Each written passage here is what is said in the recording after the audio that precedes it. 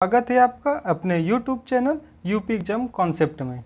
तो दोस्तों आज हम देखेंगे यूपी पेट का क्वेश्चन नंबर 51 से लेकर 100 तक। कल हमने 1 से 50 तक देख लिया था, आज हम 51 से स्टार्ट करेंगे।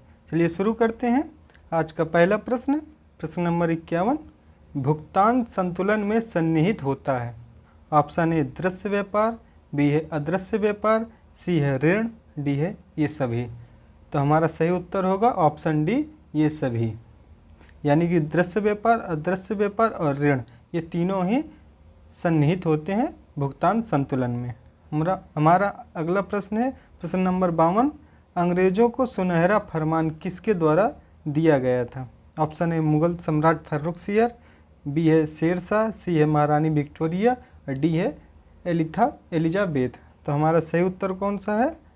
ऑप्शन ए मुगल सम्राट फर्रुखसियर। प्रश्न नंबर 53 देखेंगे, क्रायोजेनिक इंजन का इस्तेमाल किस में होता है। क्रायो मतलब ठंड। ए है बोइंग, बी है परमाणु भट्टी, सी है स्पेस शटल और डी है रेल। तो हमारा सही उत्तर कौन सा होगा? Option C space shuttle. जो अंतरिक्ष में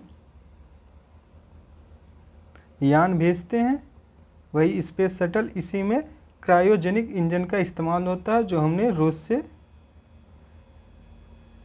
लिया था और फिर उसी का अनुकरण करके यानी नकल कर कर हमने अपने यहाँ खुद बनाया, खुद इजाद की। तो अगला प्रश्न देखते हैं। प्रश्न नंबर 54, डूबते हुए सूर्य का रंग लाल किसके कारण होता है। जब सूर्य डूबता है या उगता है दोनों में ही ये लागू होगा। लाल किसके कारण होता है? ऑप्शन ए परावर्तन, बी है अपवर्तन, सी है प्रकीर्णन, डी है विवर्तन। तो हमारा सही उत्तर होगा प्रकीर्णन के कारण सूर्य का रंग लाल दिखाई देता है। हमारा अगला प्रश्न है प्रश्न नंबर 55, निम्नलिखित में से किसको भविष्य की धातु कहा जाता है। ए स्टील, बी तांबा, सी लोहा, डी टाइटेनियम। तो सही उत्तर है डी टाइटेनियम। टाइटेनियम को भविष्य की धातु कहा जाता है। प्रश्न 56 में देखिए, केंद्रीय कपास अनुसंधान संस्थान कहाँ स्थित है। हैदराबाद में, बंगलुरु में, नागपुर में या पुणे में। तो सही उत्तर है ऑप्शन सी नागपुर में। अगला प्रश्न देखिए। अगला प्रश्न कूट का है जिसमें सम्मिलित करना है। यह सूची 1 में स्थापना और सूची 2 में है वर्ष, यानी कि स्थापना वर्ष को सम्मिलित करवाना है। ए क्या है? भारतीय रिजर्व बैंक, बी है भारतीय आयात निर्यात बैंक, सी है भारतीय स्टेट बैंक, डी है राष्ट्रीय आवास बैंक। ए है 1988, 55, 82, 35। तो सही सम्मिलित करवाना है तो हम ऑप्शन ए को यानी भारतीय रिजर्व बैंक आरबीआई की स्थापना 1935 में हुई थी। ऑप्शन सी भारतीय स्टेट बैंक की कब हुई थी? 1955 में। राष्ट्रीय आवास बैंक की कब हुई थी? 1988 में। और आयात निर्यात बैंक की 1982 में। तो देखेंगे कि कौन सा ऑप्शन हमारा सही है। ए का चौथा ये तो नहीं है, सी में ये भी नहीं है, बी ये भी नहीं है। तो हमारे पहले ऑप्शन सी क्लियर हो रहा है, ऑप्शन डी इज राइट। पहले का चौथा, बी का तीसरा, सी का दूसरा और डी का पहला। अगला प्रश्न देखते हैं। प्रश्न नंबर 58, इंटरनेट सिस्टम निम्न में से किस तकनीक का प्रयोग करता है। ए है बस का, बी है रिंग का, सी है स्टार का, डी है ट्री का। तो internet system option D tree का उपयोग करता है। ट्री क्या है? जैसे इंटरनेट यहाँ से है और अपने कई शाखाओं के माध्यम से ये वितरित होती चली जाती है और ये एक पेड़ के रूप में विकसित होती है, इस कारण ये ट्री कहलाती है। हमारा अगला प्रश्न है, स्पोर्ट्स अथॉरिटी ऑफ इंडिया की स्थापना कब हुई थी। ऑप्शन ए 1980, 1981, 1983, 1984। तो स्पोर्ट अथॉरिटी ऑफ इंडिया की स्थापना 1984 में हुई थी। अगला प्रश्न है प्रश्न नंबर 60, गोल शब्द है गोल। निम्नलिखित में से किस व्यक्ति की आत्मकथा है? ए सुनील गावस्कर, बी ध्यानचंद, सी कपिल देव और डी है सचिन तेंदुलकर। तो सही उत्तर होगा ऑप्शन बी ध्यानचंद। ये हॉकी के जादूगर थे और हॉकी गोल की जाती है, इस वजह से इनकी आत्मकथा का ही नाम गोल था। प्रश्न नंबर 61 देखते हैं। 61 क्या है? सिक्कों के अध्ययन को क्या कहते हैं? ऑप्शन ए आर्कियोलॉजी, बी है एपिग्राफी, सी है न्यूमिस्मेटिक्स और डी है एस्ट्रोलॉजी। तो इसका सही उत्तर है ऑप्शन सी न्यूमिस्मेटिक्स। अगला प्रश्न देखते हैं। अगला प्रश्न है घरेलू बचत की ज़रूरत निम्न में से किन कारकों के कारण होता है? ए है अर्थव्यवस्था में पूंजी निर्माण की गति तीव्र, दूसरा है विदेश पूंजी पर निर्भरता कम, सी है राष्ट्रीय आय में तीव्र वृद्धि, चौथा है सांस्कृतिक धार्मिक विकास। तो कूट है ए है 1 2, बी है 3 4, सी है 1 2 3 और डी है 1 2 3 और 4। तो हम ऑप्शन देखें, ऑप्शन चौथा जो है सांस्कृतिक और धार्मिक विकास, ये किसी भी प्रकार से घरेलू बचत के लिए उपयोगी नहीं है, तो ऑप्शन चौथा काट देंगे। तो हमारा ऑप्शन सी करेक्ट होगा, 1 2 और 3। अगला प्रश्न है निम्न में से कौन नालंदा विश्वविद्यालय आया और वहाँ शिक्षा प्राप्त की? ए है वेनसॉन, बी है फायान, सी है मेगस्थनीज और डी है मार्को पोलो। तो सही उत्तर है वेनसॉन नालंदा आया। किसके समय में? हर्षवर्धन के समय में। हर्षवर्धन के समय भारत आया और वहाँ नालंदा में शिक्षा प्राप्त की थी। अगला प्रश्न है ग्रीक शासक सेलुकस को किसने पराजित किया था? निम्न में से किसने पराजित किया था? ऑप्शन है बिंबिसार, बी है घनानंद होना चाहिए यहाँ, घनानंद या धननंद, सी है चंद्रगुप्त मौर्य और डी है कुमार गुप्त प्रथम। तो सही उत्तर है इसका चंद्रगुप्त मौर्य, इन्होंने पराजित किया था। अगला प्रश्न है प्रश्न नंबर 65। केरल है सर्वाधिक घनी जनसंख्या वाला राज्य, सर्वाधिक शिक्षित राज्य, सर्वाधिक लिंगानुपात वाला राज्य। तो ए देखिए कूट 1 और 2, बी है 1 2 3, सी है केवल 2 और डी है 2 और 3। तो देखिए कौन सा सर्वाधिक घनी जनसंख्या वाला राज्य? ये तो है नहीं। सर्वाधिक शिक्षित राज्य, हाँ ये है। सर्वाधिक लिंगानुपात वाला राज्य, हाँ ये भी सही है। तो हमारा ऑप्शन डी सही होगा। अगला प्रश्न है प्रश्न नंबर 66। प्राचीन समय में मध्य बिहार का क्षेत्र किस नाम से जाना जाता था? ए पटना, बी नालंदा, सी मगध और डी पाटलिपुत्र। तो आप सबको पता है मध्य जो बिहार है 16 महाजनपदों में से एक था, सबसे प्रसिद्ध मगध जनपद इसी के नाम से प्रसिद्ध था। प्रश्न नंबर 67 है आर्य कहाँ के मूल निवासी थे? ए है मध्य एशिया, बी है यूरेशिया, सी है अमेरिका और डी है चीन। तो कहाँ के थे? ऑप्शन ए मध्य एशिया के आर्य निवासी थे। प्रसिद्ध संस्कृत विद्वान चक्रपाणि किसमें निपुण थे? ए चिकित्सा शास्त्र, खगोल शास्त्र, ज्योतिष शास्त्र या फिर गणित शास्त्र, इनमें से किसमें ये निपुण थे? ऑप्शन ए चिकित्सा शास्त्र के ये विद्वान थे। अगला प्रश्न देखिए प्रश्न नंबर 69। एक भू स्थिर कक्षीय उपग्रह का परिक्रमण काल होता है।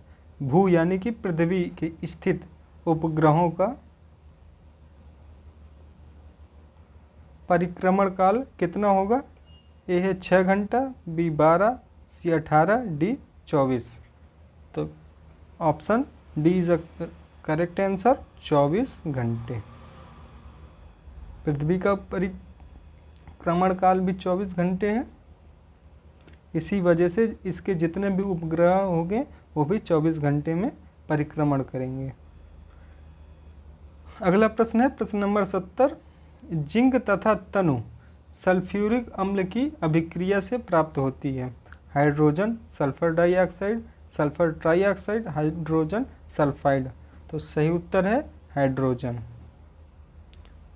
अगला प्रश्न है मोहम्मद तुगलक ने देवगिरी का नाम क्या रखा था? Mohammad Tughlaq, Mohammad bin Tughlaq. A option Vijayanagar, B है दौलताबाद, सी है रामगढ़, डी है रहीमपुर। तो आप सभी को पता है मोहम्मद बिन तुगलक ने देवगिरी का नाम बदलकर दौलताबाद किया था और अपनी राजधानी दिल्ली से परिवर्तित कर दौलताबाद में स्थापित किए थे। अगला प्रश्न है प्रश्न 72, शेख सलीम चिश्ती की दरगाह कहाँ पर स्थित है? Option A Agra, B Ajmer, C Delhi, D Fatehpur Sikri. Fatehpur Sikri कहाँ है? ये भी आगरा में ही है। सही उत्तर है ऑप्शन डी फतेहपुर सीकरी। अगला प्रश्न है प्रश्न नंबर 73, तुलसीदास किस मुगल बादशाह के समकालीन थे? ए Akbar, B Jahangir, C Shahjahan, D Aurangzeb. तो किसके समकालीन थे? अकबर के। अगला प्रश्न है निम्नलिखित में से किस शासक की मृत्यु सीढ़ियों से गिरकर हुई थी? ए इब्राहिम लोदी, बी ए बाबर, सी हुमायूं, डी शेरशाह। तो किसकी मृत्यु हुई थी सीढ़ियों से गिरकर? ऑप्शन सी हुमायूं की। दीनपना नामक पुस्तकालय था, वहीं से गिरकर हुमायूं की मृत्यु हुई थी और ये अल्लाह को प्यारे हो गए थे। अगला प्रश्न देखिए प्रश्न नंबर 75, प्रसिद्ध चित्रकार बिशन दास के आश्रयदाता कौन थे? Option A Akbar, B Jahangir, C Shahjahan, D Aurangzeb. तो इसका सही उत्तर होगा ऑप्शन बी जहांगीर। जहांगीर बिशन दास के आश्रयदाता थे। अगला प्रश्न है प्रश्न नंबर 76, अहमदाबाद की स्थापना किसने की थी? Option A Malik Ambar, B है अहमद शाह, सी है जहांदार शाह और डी है शिवाजी।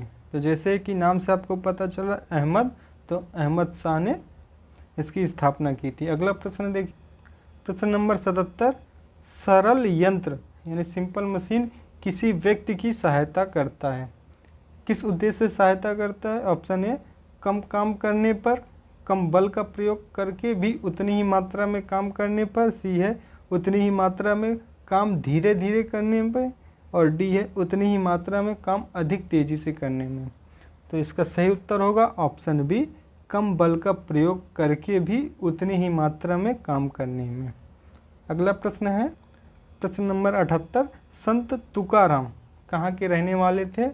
बंगाल, महाराष्ट्र, पंजाब या फिर उड़ीसा के? तो इसका सही उत्तर है ऑप्शन बी, महाराष्ट्र के तुकाराम जी थे।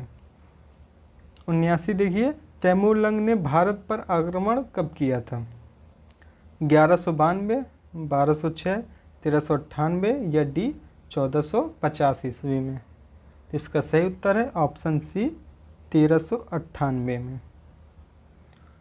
प्रश्न नंबर 80 देखिए, तीनों विश्वविद्यालयों कौन कौन से कलकत्ता, मद्रास और बम्बई की स्थापना किस वर्ष हुई थी? ऑप्शन 1 1957, 1757, 1857 या 1957 में? इसका सही उत्तर है 1857 में। 1852 के चार्टर एक्ट के तहत 1857 में कलकत्ता, मद्रास और बम्बई की स्थापना हुई थी। प्रश्न नंबर 81 है, जलियांवाला बाग किस राज्य में स्थित है? राजस्थान, पंजाब, आंध्र प्रदेश या फिर बंगाल? तो सही उत्तर है ऑप्शन बी, पंजाब। और जलियांवाला बाग हत्याकांड कब हुआ था? 13 अप्रैल 1999 में। अगला प्रश्न देखिए, 1919 में। अगला प्रश्न देखते हैं, प्रश्न है 82, भारतीय संविधान के निर्माता के रूप में कौन जाना जाता है? Option A Rajendra Prasad, B है जवाहरलाल नेहरू, सी है भीमराव अम्बेडकर, डी है लाला लाजपत राय।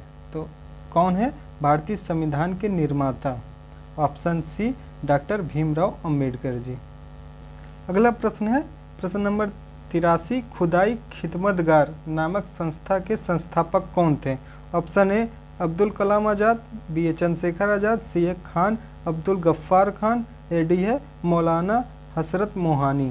तो इसका सही उत्तर है ऑप्शन सी खान अब्दुल गफ्फार खान। अगला प्रश्न देखते, प्रश्न नंबर 84, प्रसिद्ध काल कोठरी की दुर्घटना कब घटित हुई थी? ए 1756, 1761, 1773 या 1793? तो कब घटित हुई थी? ऑप्शन ए 1956, सॉरी 1756 ईस्वी में। 1756 ईस्वी में काल कोठरी की घटना हुई थी और 1757 में प्लासी का युद्ध। काल कोठरी ये दुर्घटना का परिणाम ही प्लासी के युद्ध था। अगला प्रश्न है, पिट्स इंडिया एक्ट कब पास किया गया था? 1773, 1784, 1796 या 1802 ईस्वी में? इसका सही उत्तर है ऑप्शन बी 1784 ईस्वी में। अगला प्रश्न है प्रश्न number 86, government of India act कब पास किया गया था? ऑप्शन ए 1920, 1927, 1935 या 1947? तो इसका सही उत्तर होगा ऑप्शन सी 1935। इसे ही भारत शासन अधिनियम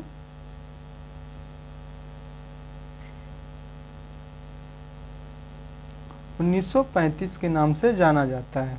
अगला प्रश्न है प्रश्न 87, किस प्रांत के बारे में महात्मा गांधी ने कहा था कि यह एक ऐसा प्रांत है जहां असहयोग आंदोलन संबंधित बहुत अच्छा कार्य हुआ, यहाँ के नेता अहिंसा का मर्म समझते हैं? ऑप्शन देखते हैं। ऑप्शन है उत्तर प्रदेश, बी है बिहार, सी है मध्य प्रदेश और डी है उड़ीसा। इसका सही उत्तर है ऑप्शन बी बिहार। बिहार के लोग बहुत अच्छा प्रदर्शन किए थे। और असहयोग आंदोलन कब हुआ था? ये 1 अगस्त 1920 को प्रारंभ हुआ था गांधी जी द्वारा। अगला प्रश्न है प्रश्न नंबर 88, पूंजी खाते पर रुपए को परिवर्तनीय बनाने के लिए निम्न में से क्या पूर्वापेक्षाएं हैं? ऑप्शन ए क्या है? घरेलू और विदेशी वित्त बाजारों की स्थितियां समान होनी चाहिए, राजकोषीय घटक में कमी होनी चाहिए और स्थिर दर तंत्र की स्थापना होनी चाहिए और चौथा घरेलू वित्त संस्थाओं की पुनः संरचना होनी चाहिए। तो कोड देखें, कोड कौन कौन सा है? ऑप्शन ए है 1, 2, 4, बी है 3 और 4, सी है 1 और 4 और डी है 1 और 2। तो हम कोड पहले देखें कौन कौन सा है। घरेलू और विदेशी वित्त व्यापारों की स्थितियां समान होनी चाहिए, सही है। दूसरा है राजकोषीय घाटे में कमी होनी चाहिए, ये भी सही है।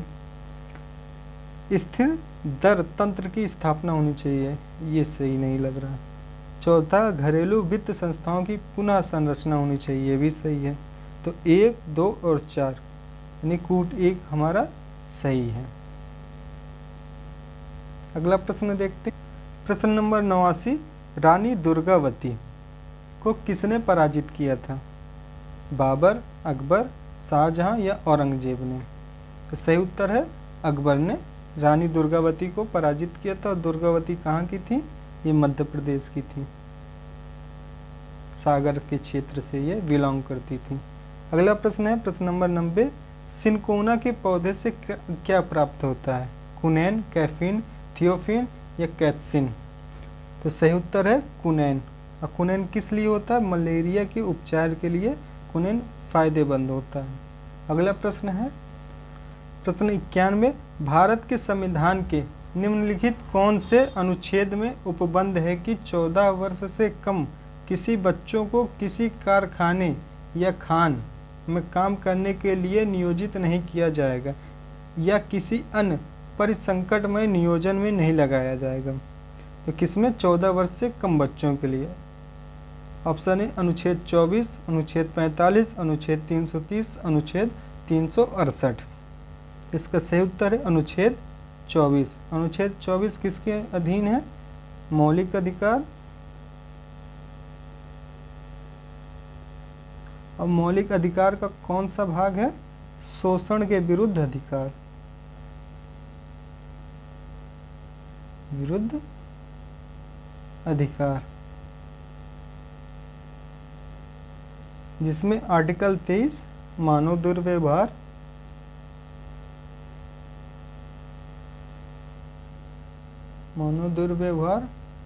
और ऑप्शन 24 है 14 वर्ष से कम बच्चों के लिए नियोजित कारखानों में नहीं किया जाएगा। अगला प्रश्न प्रश्न नंबर 92, अंगुलियों के निशानों की बहुरंगीय सतह पर उभारने या डेवलप करने हेतु निम्न में से क्या उपयुक्त होता है? ए है स्वर्ण धूल, बी है मैग्नीज डाइऑक्साइड, सी है चारकोल और डी है फ्लोरोसेंट पाउडर। तो इसका सही उत्तर है ऑप्शन डी, फ्लोरोसेंट पाउडर का उपयोग किया जाता है उंगलियों के उभारने के लिए। जब कोई क्राइम होता है तब यही फ्लोरोसेंट पाउडर के माध्यम से उंगलियों का फिंगरप्रिंट लिया जाता है। अगला प्रश्न है 93, वह कौन सा लेखक था जिसने 1857 ईस्वी के विद्रोह को स्वतंत्रता का प्रथम युद्ध कहा था? यानी कि स्वतंत्रता का प्रथम युद्ध की उद्घोषणा किसने की थी? Option A Ashok Mehta, R C. Majumdar, C है एस.एन. सेन, डी है बी.डी. सावरकर। तो सही उत्तर है ऑप्शन बी, आर.सी. मजूमदार ने स्वतंत्रता का प्रथम युद्ध 1857 के क्रांति को कहा था। प्रश्न नंबर 94, भारत की स्वतंत्रता के समय भारतीय राष्ट्रीय कांग्रेस की अध्यक्ष कौन थे? जवाहरलाल नेहरू, राजेंद्र प्रसाद, जे.वी. कृपलानी, अबुल कलाम आज़ाद। तो इसका सही उत्तर है ऑप्शन सी, जे.वी. कृपलानी आज़ादी के समय ये राष्ट्रीय कांग्रेस के अध्यक्ष थे। अगला प्रश्न है प्रश्न नंबर 95, हरित क्रांति का मुख्य बल निम्नलिखित में से किन पर था? ये भी कूट का है। कूट एक क्या है? कृषि में ढांचागत सुधार, बी है उच्च उपज देने वाले बीजों का प्रयोग, तीसरा है सिंचाई सुविधाओं के विस्तार पर, और 14 सीमित क्षेत्र में उचित वातावरण में अधिक अन्न उपजाने पर। तो कूट देखिए, कूट एक है 1 और 2, बी है 2 और 3, सी है 3 और 4 और डी है 2 और 4। तो हरित क्रांति की मुख्य बल पर यह प्रश्न है। तो उच्च उपज और सीमित क्षेत्रों में भी अधिक अन्न उपजाना ही हरित क्रांति का मुख्य उद्देश्य था। तो ऑप्शन 2 और 4 डी में है, तो हमारा डी ऑप्शन सही होगा। अगला प्रश्न नंबर 96, उन बोतलों में जिनमें कुछ दवाइयों की गोलियां भरी होती हैं या दवाई का पाउडर होता है, एक छोटे पैक में सिलिका जेल भरकर रखा जाता है। इसका कारण यह है कि सिलिका जेल ऑप्शन है बैक्टीरिया को नष्ट कर देता है, सूक्ष्म जीवों को नष्ट कर देता है, नमी को सोख लेता है, यह ऑप्शन डी बोतल में उपस्थित सभी गैसों को अवशोषित कर लेता है। तो हमारा सही उत्तर है ऑप्शन सी नमी को सोख लेता है। तो हमारा ऑप्शन सी सही होगा। अगला प्रश्न है प्रश्न नंबर 97, पार्वती जल विद्युत परियोजना किस राज्य में है? ए है उत्तर प्रदेश, बी है मध्य प्रदेश, सी है आंध्र प्रदेश और डी है हिमाचल प्रदेश। तो सही उत्तर कौन सा है? सही उत्तर है ऑप्शन डी हिमाचल प्रदेश। अगला प्रश्न देखते हैं। प्रश्न नंबर 98 है, निम्नलिखित में से कौन सा पूंजी निर्माण प्रक्रिया का भाग नहीं है? यह भी कूट का प्रश्न है। ये कौन सा है? पूंजी उत्पाद अनुपात, दूसरा है बचत, तीसरा है साधनों का एकत्रण और चौथा है निवेश। तो इसका सही उत्तर कौन सा होगा? इसका सही उत्तर है ऑप्शन सी, केवल एक पूंजी उत्पाद अनुपात ही सही उत्तर होगा। अगला प्रश्न देखते। प्रश्न नंबर 99, राष्ट्रीय मानव अधिकार आयोग अधिनियम 1993 के अनुसार निम्नलिखित में से कौन इस आयोग का अध्यक्ष बन सकता है? तो ऑप्शन देखते हैं। ऑप्शन है 1 उच्चतम न्यायालय का कोई सेवारत न्यायाधीश, या उच्च न्यायालय का कोई सेवारत न्यायाधीश, या सी केवल भारत के सेवानिवृत्त मुख्य न्यायमूर्ति, या डी है केवल उच्च न्यायालय के सेवानिवृत्त मुख्य न्यायमूर्ति। तो इसका सही उत्तर है ऑप्शन सी, केवल भारत के सेवानिवृत्त मुख्य न्यायमूर्ति, यानी जो CGI कार्यकाल पूर्ण हो चुका है वो ही अध्यक्ष बन सकते हैं। अगला प्रश्न है और हमारा आज का लास्ट प्रश्न, प्रश्न नंबर 100, वित्तीय घाटे का अर्थ है क्या है? कुल प्राप्तियां या कुल खर्चा, बी है कुल प्राप्तियाँ, विदेश ऋण पर ब्याज भुगतान। सी है राजस्व प्राप्तियाँ और खर्चे। डी है राजस्व प्राप्तियाँ, रक्षा खर्च। तो इसका सही उत्तर है ऑप्शन सी, राजस्व प्राप्तियाँ और खर्चे। तो दोस्तों आज बस इतना ही रखते हैं। धन्यवाद। ज़्यादा से ज़्यादा आप लोग शेयर करिए, लाइक करिए और सब्सक्राइब करवाइए। Thank you.